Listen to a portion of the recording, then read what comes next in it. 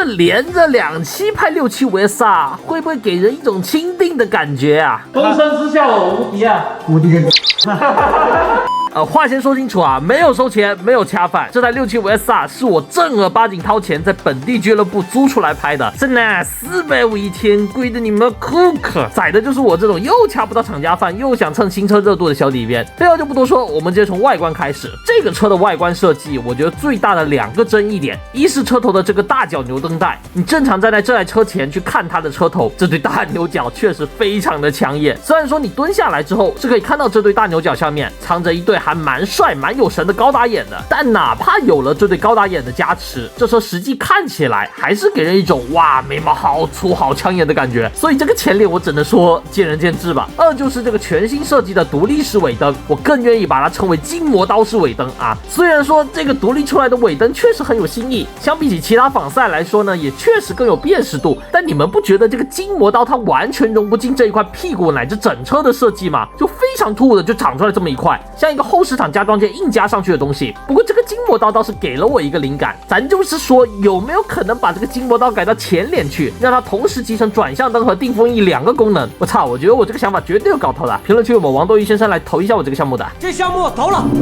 漆水方面，这一次除了油箱和部分包围侧板采用了亮面的黑漆之外，这台车的其余部分都还是采用了大面积的哑光银漆搭配哑光黑塑料，所以这台车在外观上第一眼给我的感觉就是色彩搭配上还不错，但就真的谈不上说有多显贵或者说多精致的感觉。这个评价极度主观，因为我是个极致的亮面漆爱好者，我就喜欢那种看上去 bling bling， 然后晚上行驶在路上灯光在车身上流光溢彩划过那种感觉。所以这台675SR 能让我感觉比较有质感的地方，一是前面提到的亮面漆油箱，二是这车的上3星板做的确实相当的漂亮。但是我不太理解为啥春风这次把分离手把和3星做到一块去了，万一这给倒了摔了，直接连着整块3星一块换，这修车成本疑似有点过大了。3是左右2侧的脚踏，这个脚踏是真的要点名表扬，我觉得不仅是造型设计上好看，并且这个锯齿面的设计防滑效果是真的好，放在跑车上也一点都不突兀。我要求所有的友商都来抄这个脚踏设计，好吧？4就不用说了，必须得是这块仪表啊，我就不废话了，这是淘大炮的仪表，这是春风的仪表啊，孰优孰劣一眼便知啊。但是这台675SR 的做工方面呢，就有点一言难尽了。这台675SR 的做工是属于那种大毛病没有，但是一些小细节呢就非常的经不起考究。例如像我之前视频提到的车架焊点和表面处理太过随意，像这个车架2侧这个大鼻屎焊点，龙头处这个像毛毛虫一样的焊工处理都原封不动的得到了保留，以及这跟青春期男生的脸蛋一样麻麻赖赖坑坑洼洼的车架表面，搭配上这种随机出现的小坑洞，以及在车架这里啊无缘无故就冒出来个大洞，然后也不找个橡胶塞子填一下啊，不知道干啥用的，要给陶老板看到春风这个逼做工，怕不是晚上做梦都能笑到鸡巴抽筋。我操！还有要着重批评的点就是675SR 上的这些银色塑料饰板，它的合膜线或者说毛边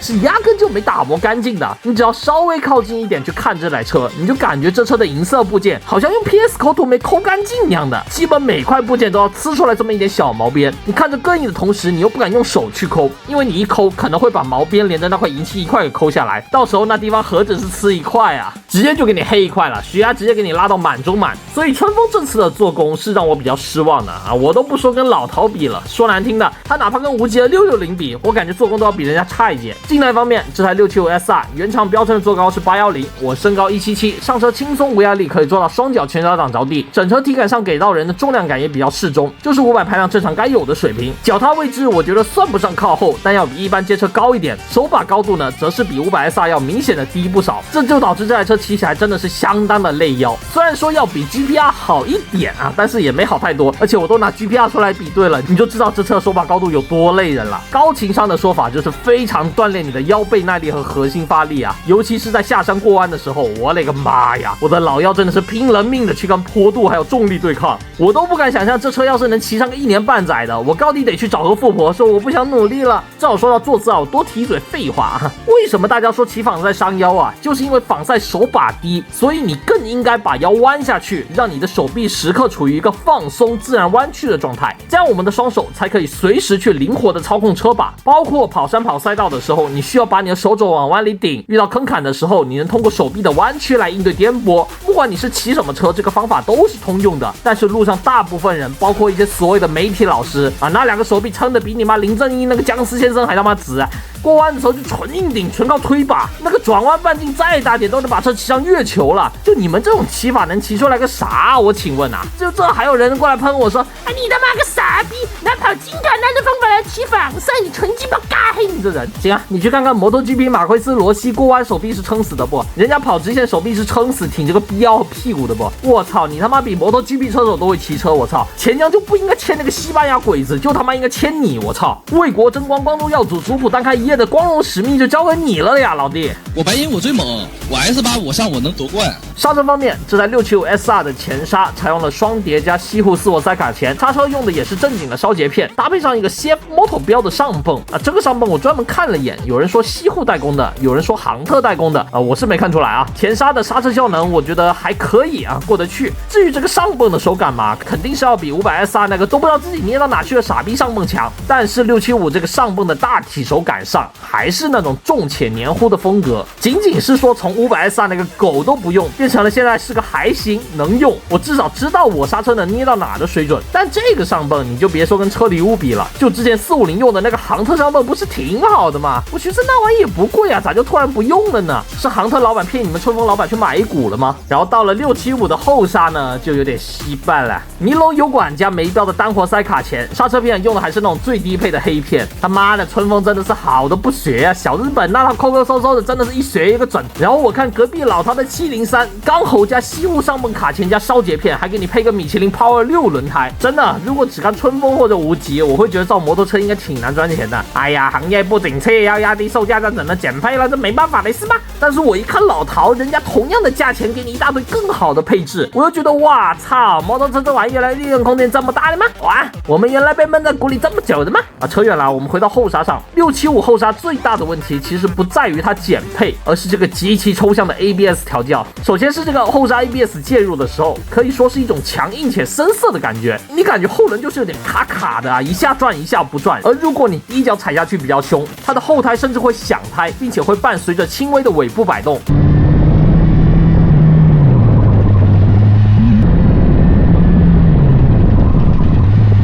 说白了就是不咋细腻，它除了不让你的后轮抱死，也没给到你在这之上的更多东西了。我当时试完675这个 ABS， 我其实觉得还行，能接受。但之所以拿这个事出来讲，是因为我后面又去江门试了703的 ABS，703那个超后刹 ABS 就调教的比675好很多。你一脚重踩下去，不仅不会响胎，并且车屁股也不会出现摆动，你是能够明显感受到 ABS 是在持续的保障后轮在转动的同时，还在尽最大可能发挥卡钳的制动力和轮胎的抓地力的。它给到人的信息更丰富更明确，给到我的信心也是更足的，我会更放心大胆的去踩这个后刹。我把话说的简单一点，就是703的后轮 ABS 介入的时候，你是能明确感受到它的后轮不仅不响胎不摆动，而且那个后轮是在保持着滚动的同时还在制动减速的。而675那个 ABS 介入的感觉就是在响胎和不响胎之间反复横跳，就一直在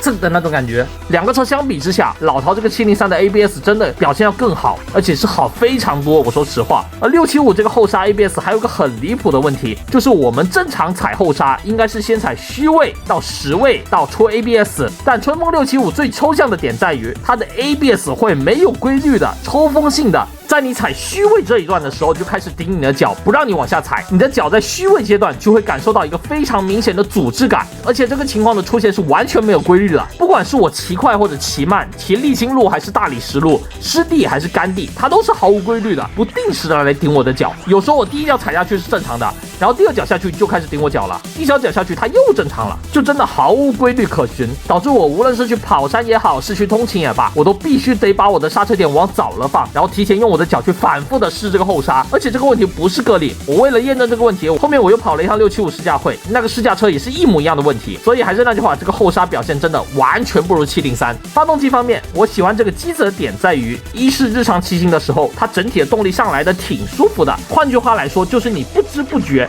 就可以把这个车骑得很快。我好几次都是在红绿灯起步，可能4000转、5000转就换一次档，然后低头一看，哇操，跑你妈90、120去了。如果你想去跑个山，或者在路上跟小米速七蹦一下，这个发动机也能给到你相应的拉车感和刺激感。所以我觉得这个发动机的两面性做的其实还不错，拿它来走街通勤，油门不会很冲很难控，震动、热量，包括低转的宽容度都还不错。然后你要拿它去拉直线跑山也 OK， 它不是那种很凶猛很激进的取向，但它应该是最适合大众的取向，就有点小鬼子发动机的调教味道，说难听一点水桶嘛。但美中不足的是，这个机子的高转延伸性还是差了那么一点，好几次都是拉到8000转，感觉这个车动力起来了，我操，来感觉了兄弟，然后就嘟嘟嘟嘟嘟嘟红区断油了。包括我拿这个车去跑山，有几个直道都是到弯前还有一段距离就断油了。你不升档吧，怕发动机拉高转拉爆了；你升档吧，过2秒又得降回来，就很尴尬。还有一个点，我要补充一下上期视频我对开油平顺度的发言。首先第一点，我不是说这个车开油不闯，而是它闯的感觉从500 SR 那种不能接受变成了现在的可以接受，是这么个意思。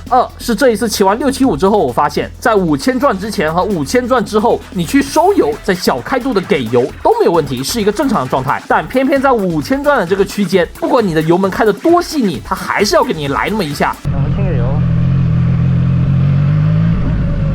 清个油，还可以哈。前段，收，对，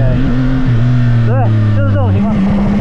我想表达的是这个。而我这次去跑山，好几次过了弯，心想开油的时候，转速恰恰好就在5000转这里，然后我一给油就给我吐一下，一给油就给我吐一下。包括我在市区里跟车，一给油就吐，一给油就吐，真的很会体验。我说句实话，同样的这个问题，我后面也去试驾会试了，不是个例，是通病。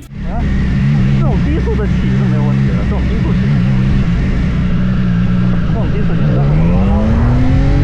好，这样5000转左右。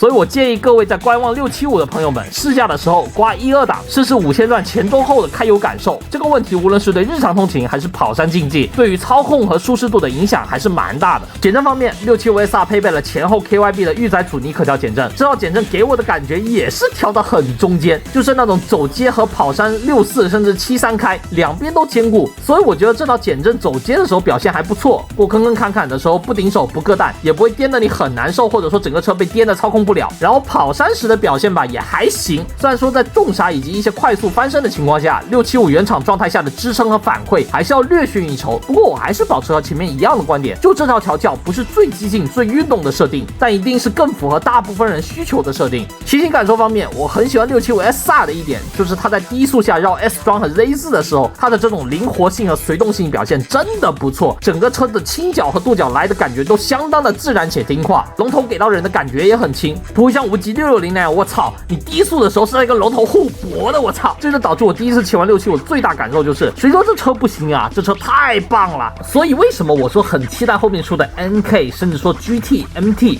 就是因为这台 SR 在用这么累端腰的分离把的前提下，都能展现出相当不错的灵活性和操控性。那如果能换一个高一点的一体把，那这车操控岂不是直接起飞？哎，飞！而当我把675拉到山里之后，我就感觉这车他妈的骑起来怎么有股鬼子味？它不像 KTM 那些欧系选手有那种非常激进、锐利、直接的感觉，这台车骑起来很像一台入弯倾倒积极性更强的 ZX4R。它的减震、车身、动力、刹车给到人的都是一种浓浓的日系车的那种偏保守或者中间的调教取向。它总体上来说骑起来还是很顺手、很听话的。我在弯前只需要做一点点的重心转移，整个车就很服帖的跟着你躺进弯里了。4R 虽然也差不多是这种感觉，但是我骑 4R 的时候需要用更大的身体动作，甚至是挪屁股，才能把这台车带进弯里，按着我设想的路线去前进。而675我只需要把上半身稍微往弯里放那么一下，整个车立马就跟着我预想的路线去走了。就675这台车在山里，你不把它推得太极限，或者说追着人去咬的话，这台车骑起来其实真的蛮舒服的，我很喜欢这个感觉。但是如果说你要骑得比较激进，或者说遇到需要连续翻身的时候，我就会感觉675这个车它不是不听话，而是它的反应比起 KTM 和那些欧系选手，整个车在减震、车身的响应上还是要相对的软一点、慢一点。就作为一台街跑来说，675这个运动表现我觉得是满意的。但如果要作为一台运动仿赛来说，我只能说还是有一定的进步空间，好吧？举个不太恰当的例子啊，如果说那些欧系选手是弯道手术刀的话，675这台车我觉得就像一把趁手的热黄油刀。好处很明显，它能让大部分人能够以一个比较低的门槛舒服且平顺的骑走这台车，并且能够在这个过程中感受到这个车在操控上的友好度，就还是我前面所说的，它不是最纯粹最激进的那一档，但一定是最适合大众口味的那一档。但缺点呢，就和川崎 4R 一样，一个冠以 ZX 高性能名号，官网宣传 Super Sport Awaken 的跑车，最终呈现出来的产品居然是个蛮中间的街跑。而春风675在 SR 后面还加了一个并且还辅以暴力3叉戟啊，躬身之下我无敌的宣发之后，这台车骑起来的感觉还是他妈一个蛮中间的街跑。它不是说笨或者钝，甚至说不好骑，而是你明明做出来的就是个街跑，但你却硬要把它宣传成一台超级运动仿赛。如果我没有选择买 Ninja 400而选择买 ZX4R， 我不买500 SR 而选择买675 SR-，那原因只有一个，就是我希望能够在这台车上体验到更多关于运动仿赛、关于性能方面的展示和遐想，而不是说我加了钱却只获得了一台换了发动机、加了点排量的街跑车，唯一运动的地方就只有那个类端腰的上半身坐姿。你这是3叉戟啊！你不说我以为是液体槽呢。最后总结其实也很简单，675 SR 这车实话实说，我个人对它的印象和感受真的还蛮好的。虽然说它在细节的打磨上确实有一些不可忽视的问题和毛病存在，但不妨碍我认为675 SR 确实是一台好玩、听话、有乐趣的街跑车。如果它的上半身坐姿不做的那么激进，我手上有4万的话，是真的会考虑它。这台车最大的问题其实不在于车本身，而是在于春风的迷惑宣发。一个除了坐姿激进，其他地方都做得很中间的那么一台街跑车，愣是被春风的宣发给硬捧成了神挡杀神、佛挡杀佛的神兵利器。我们都不说你这个宣传和实物能不能相符，你说你躬身之下你无敌，你看老头答应吗？啊，张雪答应吗？这几个友商可是盯着你国产一哥的向上人头垂涎已久的了。现在的情况像什么啊？就像你刚学会用钢琴弹个一闪一闪亮晶晶，你父母就去外面大肆宣传说，哦哟不得了，我们家出了一个钢琴神童哦。然后马克西姆一听，哦，就你小子钢琴神童是吧？来，我们对个帮，来个野风飞舞，我们玩一玩。管你妈！换句话说，春风大团老实一点，脚踏实地的去做宣发，别过度夸大吹捧他的这些产品，把他的产品硬捧到不属于他的高度去，哪会沦落到今天这种被口出笔伐、群起而攻之的境地？从450MT 的时候就是了啊，宣发阶段说自己上山下海无所不能，我操，最适合新手飞扑通入门的 ADV， 实际一看，马力差人一截，离地间隙没高多少，车重200公斤，你让新手拿这玩意跑飞扑装啊？而且你450MT能跑的烂路，我525就一点都跑不了了是吗？啊，你450MT就在上面飞沙走石、平步青云，我525一上去就要爆炸啊，是这么个意思吗？然后到今天的这台675，一台设定上蛮中间的街跑，然后硬要捧成暴力3叉戟、灵魂加速器，你不说你躬身之下我无敌，老陶会盯着水马力大、水马力小这件事死咬不放吗？你不说我是赛道基因、纯粹运动性能取向，老陶至于挑你低压缩比和直顶减震的刺吗？啊，说白了还是他妈自己作的，又撞上老陶这么个爱较真、喜欢战斗爽的敌台老板。所以我的想法其实很简单，我希望的不只是春风，包括所有的厂商都能够引以为戒。宣发阶段的这些赞美之词，咱们点到即可，适可而止就行了，而不是说脱离现实、脱离产品本身。就算你把产品吹到完美无瑕、天花乱坠，终究还是要回到产品本身的呀。而当市场和消费者发现你的产品德不配位、货不对版的时候，那等着你了就是从高处坠落的粉身碎骨。最典型的例子啊，隔壁某瑞的赛道级 SUV， 人家那抽象宣发可一点都不输给你这个躬身之下我无敌啊！不仅是车，包括人也是一样吧？啊，这几年多少明星网红是被捧得不可一世，然后又塌房堕入深渊的。所以也衷心希望各位厂家能够对自家的产品有个明确的自我认识，说到做到，做不到那咱也没必要硬说呀。最后的最后还是补充一嘴啊，一是现在争议很大的死亡摇摆问题，因为我个人胆子小、水平菜，再加上潮汕这边的交通状况也确实不太好，我这一趟确实没啥机会去拉高速或者拉极速。我不是说这车不会死亡摇摆啊，但哥们确实没有遇到死亡摇摆的问题。虽然说春风也发了公告，但我还是希望遇到这类问题的车友们能够大胆的去泼上网啊，一是大家之间能够多沟通交流，让更多人知道这台车的实际情况，二来也能给到春风压力，逼着他们去改进。毕竟说难听一点啊，你性能拉一点没所谓，但安全问题可是不容忽视的。而关于这件事呢，我觉得本质上是和之前的凯越450双 R 翘尾是一样的，就是厂家没有给车子留出足够的安全冗余。你一个主打年轻运动的品牌，出一个4万块钱3缸675排量95马力的车，会选择你这个品牌和车型的都是一帮什么样的人？他们会怎么骑这台车，把车骑到什么样的速度？你春风应该比我们在座的每一位都清楚。宣传的时候说我们0-3秒极速230往上，赛道基因出了问题了，就有意把画风往用户超速、超出车辆设计行驶速度去引导，然后直接一杆死打死所有的春风675车主啊！说死亡摇摆就是不实消息，就是造谣，就是老陶清水军带节奏。那你要这么说的话，那我觉得没什么好说的了，好话坏话都被你说完了，我还能说什么呢？ What can I say？ 其次呢，小黄遇到的那个烧离合器片的事啊，我是没遇到，因为我租的是俱乐部的车啊，人家买回来肯定是要自己检查一遍的。但我还是要在这里提一嘴啊，不只是春风，很多其他国产品牌也是，店里到的很多新车其实不是店内师傅去装的，而是销售和小工去装的。师傅可能对车辆安装调试有培训有了解，但这些店员和小工大概率上是没有的，他们只管拧螺丝、车把、后视镜装上，螺丝打紧就完事了，哪管你调不调离合线、油门线这些的，所以就容易出现这些离合线、油门线没调好的问题。根本之前也在某个春风经销商店里上过2天班，我之前遇到个客户来店里试驾，